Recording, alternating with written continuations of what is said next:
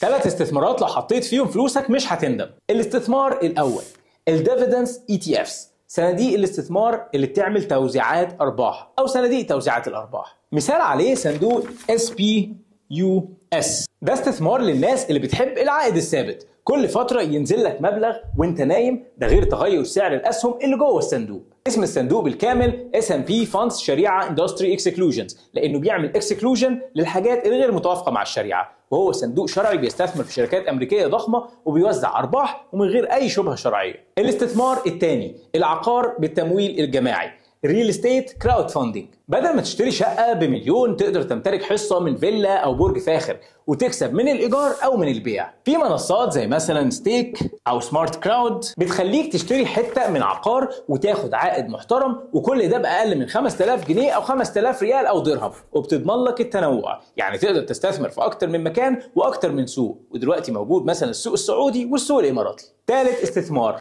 الجروث ستوك او اسهم النمو. بص بقى، لو انت بتحب المجازفه المحسوبه ومستعد تستنى سنه او 2 على ما تشوف عائد قوي، عندك شركه زي علم رمزها في السوق السعودي 7203. السهم ده للناس اللي عايزه تكبر فلوسها بس على المدى الطويل، بس من غير مخاطره عشوائيه، لان دي شركه سعوديه تشتغل مع الحكومه في التحول الرقمي في المرور والاحوال المدنيه والامن السيبراني وكل حاجه رايحه ناحيه التكنولوجي. السهم ده متوافق مع الشريعه وبيحقق نمو سنوي قوي لانه مرتبط بمشاريع الدوله ورؤيه 2030. يعني انت بتحط فلوسك في مستقبل البلد مش في ترند مؤقت. ايه الخلاصه؟ مش لازم تبقى مليونير علشان تبدا، بس لازم تبقى فاهم انت بتحط فلوسك فين بالظبط. اكتب كلمه كورس في التعليقات وهبعت لك تفاصيل اكتر عن الكورس اللي بيشرح ازاي تختار الاستثمار المناسب ليك وتبدا ازاي بالظبط.